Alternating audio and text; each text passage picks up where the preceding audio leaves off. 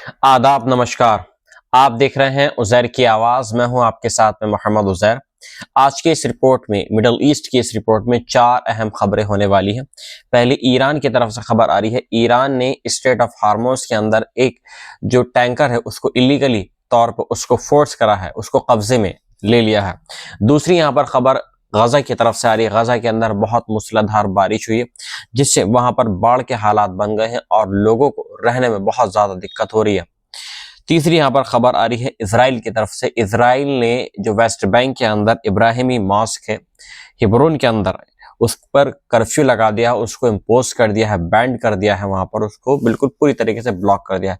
वहां पर कोई भी जो मुस्लिम ज़ायरीन है या मुस्लिम लोग वहां पर नमाज नहीं पढ़ सकते हैं अभी कुछ वक्त के लिए। क्यों ये कर्फ्यू लगाया गया है, क्यों इम्पोज किया गया है, पूरी तफसील मैं इस रिपोर्ट में आपको बताऊंगा। चौथी यहाँ पर खबर आ रही है ट्रंप और हमास के मुतालिक। जो ट्रंप के कुछ टॉप ऑफिशियल से उनकी मुलाकात होने वाली है हमास के साथ में, इस तरह के कुछ कयास यहाँ पर लगाए जा रहे हैं।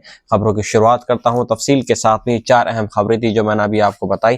पहली जो खबर मैंने आपको बताई थी ईरान के मुतालिक, उसमें बताया था कि ईरान ने द यूएस सेंट्रल कमांड यानी CENTCOM said on Sunday that Iranian forces illegally boarded and seized a commercial tanker in international waters in the Strait of Hormuz on Friday। मतलब फ्राइडे के दिन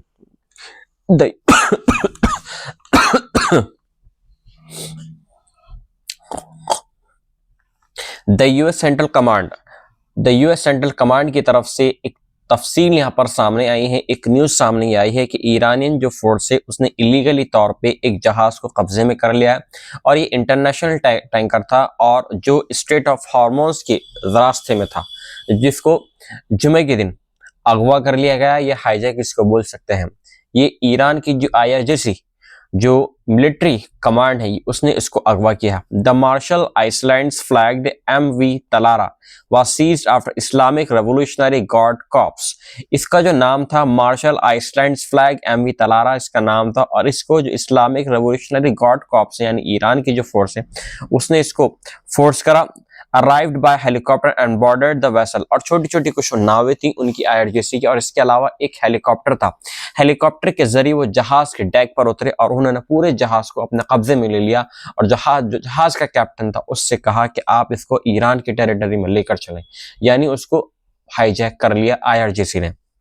The IRGC then moved the tanker into Iranian territorial waters where it remains, it added। जैसा भी मैंने आपको इसी report में बताया कि ये IRGC ने पहले तो उनसे रिक्वेस्ट करी, उनसे आइडेंटिफिकेशन उसने कहा कि आपकी आइडेंटिटी क्या है। जब वो पूरी तरीके से फेल हो गए अपनी आइडेंटिटी शो करने में, इसके बाद में जो IRGC ने उनको फोर्स करा कि आप इसको जो ईरान की जो वाटर का जो एरिया है, जो पानी का जो जहां पर मतलब ये है कि जो ईरान की जो सरजमी है आप उस पर इसको अटैक करें। According to British maritime security firm Ambrey, जो ब्रिटिश की जो मतलब ये है कि जो जहाज़ों की जो देख रेख है उनकी एक्टिविटीज पर जो निगरानी रखती है, जो ब्रिटेन की एक फर्म है उसका नाम एम्ब्रे है, उसने कहा है the Talara was travelling from the UAE to Singapore when it suddenly changed course while transiting the Gulf of Oman on Friday and headed toward Iranian waters after 3 small boats approached the vessel 20 nautical miles east of the UAE's Khor Fakhan। ये जो है इसकी जो शुरुआत हुई, जिसकी इस जहाज की जो शुरुआत हुई है वो हुई है यूएई से। यूएई से ये सिंगापुर जा रहा था लेकिन सडनली लक बाय चांस इसका जो रूट है वो चेंज हो गया और इसका जो रूट है वो फिर आ गया gulf of Oman. Gulf of Oman में मतलब इसकी लास्ट एक्टिविटी को देखा गया और फिर इसके बाद में जो ईरान की कुछ इसमें कुछ नावें जो आईआरजीसी की जो मतलब ये कि जो गार्ड करती हैं जो उसकी टेरिटरी है ईरान की, उनकी कुछ फोर्सेस वहां पर आ गई, हेलीकॉप्टर्स भी वहां पर आए और वो हेलीकॉप्टर को डेक पर उतारा, फिर इसके बाद में पूरे जहाज को कब्जे में ले लिया। इसका सबसे मेन चीज ये बताया जाए कि Iranian waters after 3 small boats approached the vessel 20 nautical miles east of the UAE's Khor Khasan. 20 nautical miles मतलब जो यूएई का जो खौर फखान जो बंदरगाह है वहां से ईस्ट ऑफ द यूएई's खौर फखान है, वहां से 20 नॉटिकल माइल की दूरी पे इसको अगवा किया गया है, इसको हाईजैक कर लिया ईरान ने। Iran's use of military forces to conduct an armed boarding and seizure of a commercial vessel in international waters constitutes a blatant violation of international law. अब जब यहाँ पर ईरान ने मतलब किसी जहाज को यहाँ पर हाईजैक कर लिया है, किसी जहाज को यहाँ पर कब्जे में कर लिया, अब जो और दूसरी जो वेस्टर्न कंट्रीज है अब इसको वो बोल रही है कि इंटरनेशनल लॉ के खिलाफ है, ये जो वायलेशन है ईरान के खिलाफ ये अब बोला जा रहा है। Undermining freedom of navigation and the free flow of commerce contempt, मतलब ये एक जहाज था, नॉर्मल एक जहाज था, ना ही इस पे कोई ऑयल वगैरह था, लेकिन हाँ ये एक टैंकर था। अभी पूरी तरीके से ईरान की तरफ से कंफर्मेशन नहीं आई है क्यों इस जहाज को अगवा किया गया है, IRGC ने क्यों इसको मतलब ये कि हाईजैक किया है। इसके अलावा अब ये जो एक खबर और आई है, दूसरी जो खबर यहाँ पर सामने आई है वो आई है गजा की तरफ से। देखिए इस टाइम गजा के अंदर बहुत जो मौजूदा हालात हैं वो इस टाइम सही नहीं है।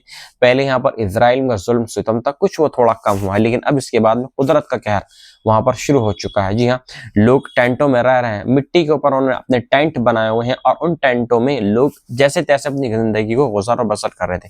वहां पर ठंड शुरू हो गई और इस ठंड में वहां पर मूसलाधार बारिशें हो रही हैं और इसकी वजह से उनके कुछ जो बिस्तर वगैरह था वो भी वहां पर गीले हो रहे हैं, खाने का खाने के लिए खाना नहीं है, पानी नहीं है साफ, इस तरह की वहां पर अब दिक्कत सामने आ रही है। Dozens of tents sheltering displaced families have been flooded by rainwater in the Al-Mawasi area of Khan Yunus in the southern Gaza Strip। जो गाजा सिटी का जो सदर्न का जो एरिया है, जो दक्षिण का इलाका है, जहां पर खान यूनुस का लगता है, खान यूनुस के अंदर अल-मवासी एरिया है, वहां पर बहुत मूसलाधार बारिश हुई। मतलब जो टेंट है वो पूरे पानी में डूब गया और लोग मतलब ये है कि अपनी आपको थोड़ा सा रेस्ट देने के लिए, अपने आप को थोड़ा सा मतलब सुकून देने के लिए उनके पास में एक राहत के पल भी नहीं है, उनके पास में 1 इंच जमीन भी नहीं है अपने आप को मतलब ये कि सेफ महसूस कराने के लिए। इस तरह के मौजूदा हालात हो गए हैं अब गजा के अंदर। For the third consecutive day, Gaza has been affected by a weather depression accompanied by cold air, rain and strong winds। मतलब अब गजा के अंदर एक तो ठंडी हवाएं चल रही हैं और ठंडी हवाओं के साथ में बारिशें हो रही हैं, बहुत तेज वहां पर मतलब धूल मिट्टी उड़ रही है और इसके साथ में पहले धूल मिट्टी, फिर इसके बाद में ठंडा मौसम, फिर इसके अलावा मतलब ये है कि जो बारिश हो रही है वो ठंडी बारिश हो रही है स्ट्रॉन्ग हवा के साथ में। With meteorological forecast expecting it is subsided by Sunday evening. और ये कहा जा रहा है कि मतलब इतवार की शाम तक कहीं ये जो वेदर है ये थम सकता है। Stormy winds have caused thousands of tents to collapse or be blown away। कुछ जो मतलब तेज हवाएं चली हैं गजा के अंदर, ऐसे वहां पर हालात हो गए हैं कि बहुतों के तो टेंट उड़ गए हैं और कुछ के इसमें टेंट भी गिर गए हैं। Leaving families staying on the streets and forcing many to seek shelter inside destroyed buildings that pose serious safety reasons।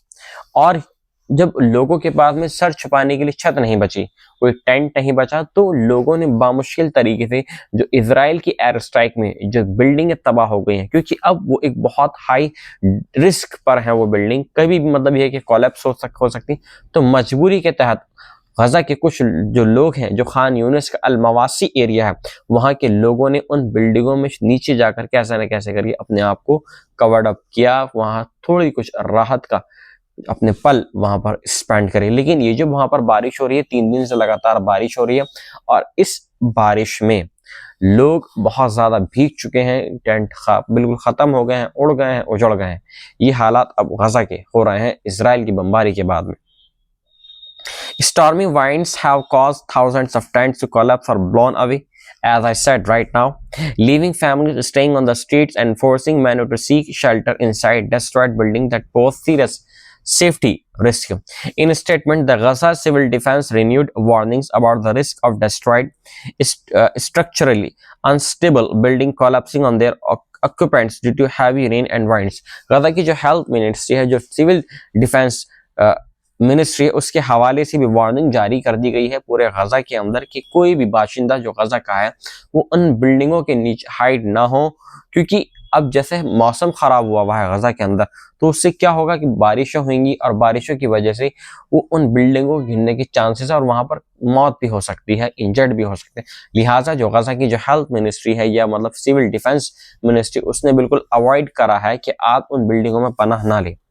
We have recorded a large-scale disaster caused by the storm that hit Gaza amid the massive destruction inflicted by Israel during 2 years of genocide. Spokesperson Mahmoud Bansal said, Mahmood बसल जो Gaza की जो civil defence की जो force है उसके जो मतलब spokes person है उनके हवाले से कहा गया है कि देखिए 2 साल के बराबर ये वक्फे से लड़ाई चल रही थी और इस लड़ाई में गाजा बिल्कुल तबाह और बर्बाद हो गया। 99% तबाह और बर्बाद हो गया। लेकिन अब इसके बाद में जो हालात अब बयां हो रहे हैं गाजा के, वो मौसम ने खराब कर दिए हैं वहां के हालातों को, और लोग कुछ थोड़ा और संभल पाते, अपने आप को थोड़ा अपने आप को रिकवर कर पाते। अब जो मौजूदा हालात हैं वो ठंड के हो गए। देखिए गर्मी के जो होता है, हम और आप कैसे भी अपने आप को बिना छत के रह सकते हैं, छत पर सो सकते हैं या खुले आसमान के नीचे हम सो सकते हैं, चाहे तन पर एक कपड़ा हो उससे भी हम गुजर और बसर कर लेते हैं। लेकिन जब ठंड शुरू होती है, इस ठंड में हम अपने आप को कवर अप करना पड़ता है, ठंड से बचाना पड़ता है अपने आप को। लेकिन वहां पर अब बारिश शुरू हो गई है, ठंड की बारिश शुरू हो गई, और इस ठंड की बारिश में वहां के जो हालात हैं बहुत ज्यादा इस टाइम नाजुक बने हुए हैं गाजा के। इसके अलावा तीसरी जो यहाँ पर खबर आई है वो इजराइल के हवाले से आई है, जो हिब्रोन के अंदर यानी वेस्ट बैंक के अंदर जो इब्राहिमी मॉस्क है उसको कुछ वक्फे के लिए उसको बंद कर दिया है इजराइल ने। क्यों बंद करा है, तफसील से जानिए क्यों बंद किया है। Israeli forces have maintained a curfew on Palestinians in the old city of Hebron, जो वेस्ट बैंक का जो पुराना इलाका है वहां पर उन्होंने कर्फ्यू लगा दिया है मस्जिद के आसपास के एरिया में। And closed the Ibrahimi mosque to Muslim worshippers to allow illegal settlers to mark Jewish holiday, local activities said।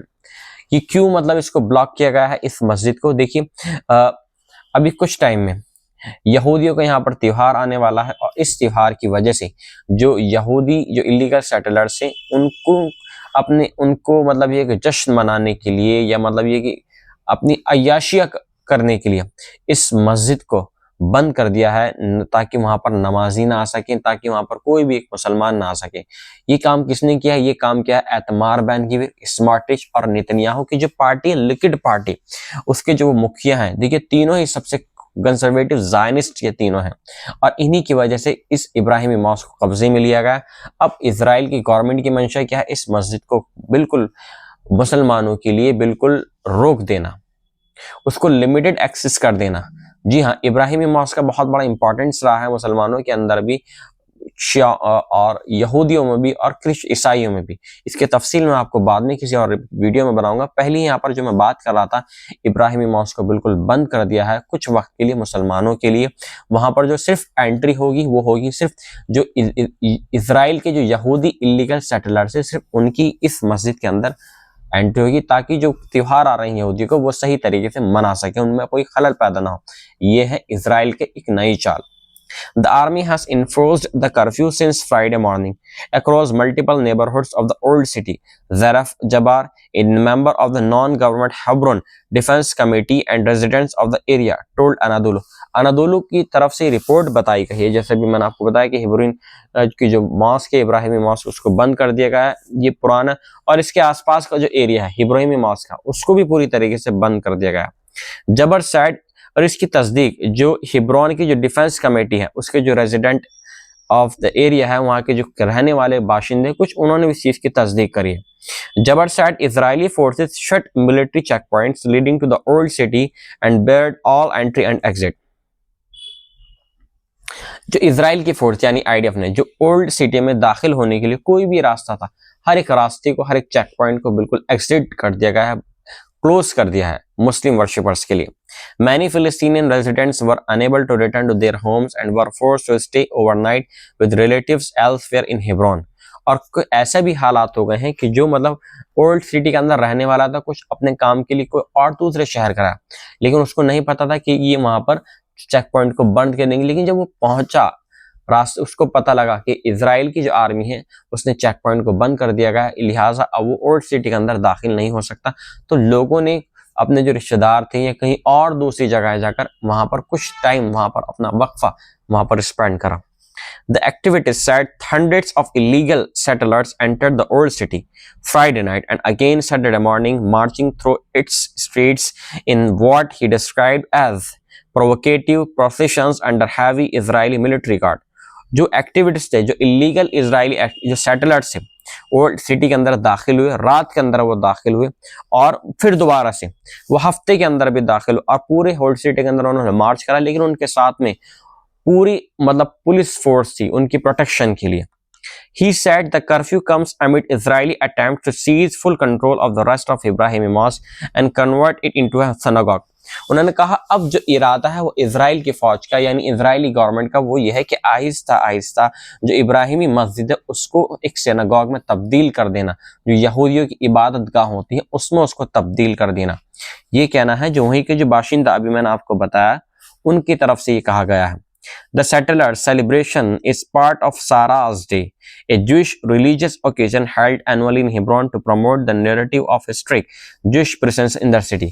देखिए यहाँ पर हिब्रोन के अंदर हर साल यहूदी यहाँ पर एक त्योहार मनाते हैं जिसको नाम दिया गया है सारास डे। सारा एक नाम है, उनके पुराने मतलब जो उनके ख्यालात है वो जो मानते हैं उसमें उनका नाम है सारास डे। तो इसको उस दिन को उन्होंने सारास डे का उन्होंने नाम दिया, एक रिलीजियस डे, बहुत स्पेशल रिलीज डे उन्होंने इसको कहा। और हर साल क्यों हिब्रोन के अंदर इस चीज को प्रमोट करने के लिए कि यहाँ पर यहूदियों की जगहें थी, यहाँ पर यहूदी रहते थे, इस चीज को प्रमोट करने के लिए। According to the Palestinian ministry of religious and developments, Israeli authorities have continued to close the Swak gate of Ibrahimi Mosque daily and have kept the eastern gate shut.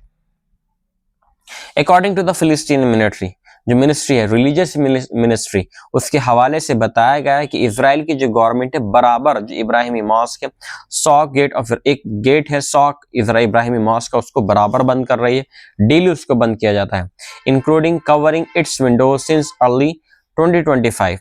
और उसकी जो मस्जिद के जो गेट वगैरह हैं, ये जो विंडोज वगैरह उसको भी बंद कर दिया जाता है।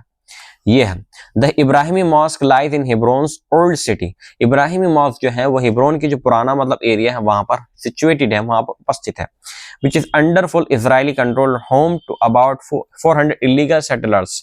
और यहाँ पर कम से कम 400 जो इजरायली इलीगल्स यहाँ पर रहते हैं, गार्ड बाय रफली 1500 इजरायली सोल्जर्स, और जिनके ऊपर 1500 इजरायली फोर्सेस को तैनात किया गया है ताकि उनको प्रोटेक्ट किया जा सके। Israel divided the mosque in 1994 allocating 63% for Jewish worshippers and 36.7% for Muslim worshippers। 1994 में इजराइल की जो गवर्नमेंट है उसने वहां पर एक मसौदा तैयार किया कि जो 63% जो हिस्सा है वो यहूदियों के हाथ में रहेगा और 37% जो हिस्सा है वो मुस्लिमों के हाथ में रहेगा। After an illegal settler massacre killed 29 Palestinian worshippers. कुछ मतलब अभी कैसे लिया गया इब्राहिमी मॉस्क पर कब्जा क्यों हुआ? देखिए 1994 में जब इब्राहिमी मॉस्क में नमाज का वक्त था, लोग नमाज पढ़ रहे थे, तो पीछे से आकर जो कुछ यहूदी सेटलर्स हैं इलीगल, उन्होंने अददुन फायरिंग कर दी और इसमें 29 जो फिलिस्तीनियन वर्शिपर्स थे जो नमाजी थे उनकी मौत हो गई। फिर इसके बाद में डिसीजन लिया गया कि 63% जो है वो यहूदियों के हाथ में रहेगा इसका कब्जा और 37% मुसलमानों के हाथ में रहेगा। The section designated for Jews worship includes the call to prayer room. Under literal Israeli agreements, the mosque is fully closed to Muslim 10 days a year for Jewish religious holidays. और हर साल 10 दिन के लिए ये मतलब जो मस्जिद है वो मुसलमानों के लिए बंद हो जाती है, उसको ब्लॉक कर दिया जाता है। अब इसके अलावा जो चौथी यहाँ पर अहम खबर आ रही है वो आ रही है स्टीव विटकॉफ की तरफ से, यानी जो ट्रम्प का जो स्पेशल इन्वॉय है मिडल ईस्ट के लिए, उसकी तरफ से एक कंफर्मेशन यहाँ पर आई है। अब कंफर्मेशन क्या आई है कि वो हमास के साथ में कुछ एक गुप्त मीटिंग करना चाहते हैं। जो ट्रम्प के स्पेशल इन्वॉय है मिडल ईस्ट के Witkoff, US Special Envoy Steve Witkoff plans to meet soon with Hamas chief negotiator Khalil al-Hayya according to a report published Friday। मतलब ये है कि अब एक चीज के बारे में प्लान और चल रहा है कि हमास के जो चीफ ऑफ नेगोशिएटर हैं यानी खलील al-Hayya, उनके साथ में बातचीत की तैयारी चल रही है विटकॉफ की। The day for the meeting has not been finalized। ये जो खबर है जो न्यूयॉर्क टाइम्स की तरफ से रिपोर्ट की गई है और ये बताया गया है कि अभी तक कोई भी डेट यहाँ पर फाइनलाइज नहीं हुई है, नहीं बताया गया है कि ये जो मीटिंग है किस दिन होगी। The New York Times reported citing to anonymous sources. अभी जो बताया है कि ये किसी ने अपना नाम नहीं बताया। देखिए एनोनिमस, यहाँ पर किसी ने अपना नाम नहीं बताया कि मीटिंग हम यहाँ पर कौन से दिन होने वाली है, बट इंडिकेशन दे दिया है कि हाँ मीटिंग यहाँ पर होने वाली है हमास के ऑफिशियल्स की और अमेरिकन का जो स्पेशल इन्वॉय है मिडल ईस्ट के लिए विटकॉफ की। who added that plans could change. One of the officials said Witkoff is seeking to address the ceasefire in the besieged Gaza Strip that has been in place since October. और मतलब यह है कि कुछ थोड़ा और improvement करना चाहते हैं गजा के अंदर हमास के साथ में मिलकर, ताकि और जो आगे की जो कार्रवाई उसको वो फुलफिल कर सकें. The meeting would illustrate that Mr. Witkoff is not deteriorated by Israeli and American critics who say that U.S. engagement with Hamas offers a group unwarranted legitimacy. The New York Times. मतलब वो कुछ offer भी करना चाहते हैं Hamas को, ताकि मतलब ये है कि गजा के अंदर जो हालात हैं वो और ज्यादा सही हो सके. सही मतलब ये है कि अभी जो खंडर हुआ है कुछ वहां पर डेवलपमेंट का काम हो सके. और ये कब होगा? ये हमास के साथ में ही मिलकर होगा. Neither the White House nor Hamas responded to request for comment. New York times की तरफ से रिपोर्ट किया गया था, दोनों अमेरिकन गवर्नमेंट को भी और हमास के ऑफिशियल्स को उनको ईमेल किया गया कि थोड़ा सा आप तफसील से बताएं कि जो मीटिंग है ये कब होने वाली है और इसका विषय क्या रहेगा. लिहाजा यहाँ पर दोनों ही पार्टीज की तरफ से कोई इंडिकेशन नहीं मिले हैं, लेकिन हाँ ये बता दिया गया है, तस्दीक हो गई कि हाँ अमेरिका और यानी विटकॉफ और हमास की मीटिंग होने वाली है खलील हैया की. But the sit down would not be the first between Witkoff and Khalil Hayya. अब जबकि ये पहली बार नहीं होगा. They first met in October had the signing of the ceasefire agreement. और इससे पहले भी अक्टूबर में जब ये ceasefire हुआ तो उससे पहले भी ये मिल चुके हैं. And Witkoff said he commiserated with Al Hayya over their shared experience of having lost a son. और उन्होंने बहुत मतलब सिंपैथी दी थी उनको कि उनका बेटा जो इजरायली एयर स्ट्राइक है उसमें उसकी डेथ हो गई है. Witkoff's son Andrew died of an opioid overdose in 2011. जबकि यहाँ पर जो विटकॉफ का जो बेटा है एंड्रयू वो मरा था ओपियोड ओवरडोज की वजह से, कोई दवा है उसने उससे ले ली थी. Imam al Hayya was killed by an Israeli attack on Doha. जबकि इमाम अल हैया जो खलील हैया का बेटा है वो यहाँ पर इसकी डेथ हो गई थी इजरायली अटैक में, कतर के अंदर अभी जो हुआ था, कतर के अंदर यानी दोहा में.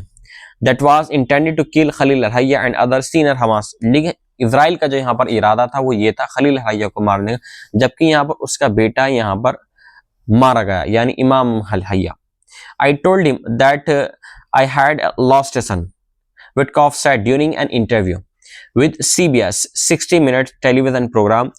विटकॉफ ने एक इंडिकेशन दिया जो इसका मतलब ये है कि CBS जो न्यूज नेटवर्क है अमेरिका का वो विटकॉफ का इंटरव्यू ले रहा था, और इस इंटरव्यू में विटकॉफ ने बताया कि उनका भी बेटा खोया है और मेरा भी बेटा खोया है, तो मैं नहीं चाहता कि हम दोनों मिलजुल कर मिडिल ईस्ट में गजा को तरक्की के अर्श पर हम पहुंचाएं. That we were both members of really bad club, parents who have buried children. और दोनों ही ने अपने अपने बच्चों को दफनाते हुए देखा है. ये कहना है विटकॉफ का. उम्मीद करते हैं आपको जो रिपोर्ट है पसंद आई होगी. मिलता हूं मैं आपसे एक नई रिपोर्ट के साथ में. जय हिंद.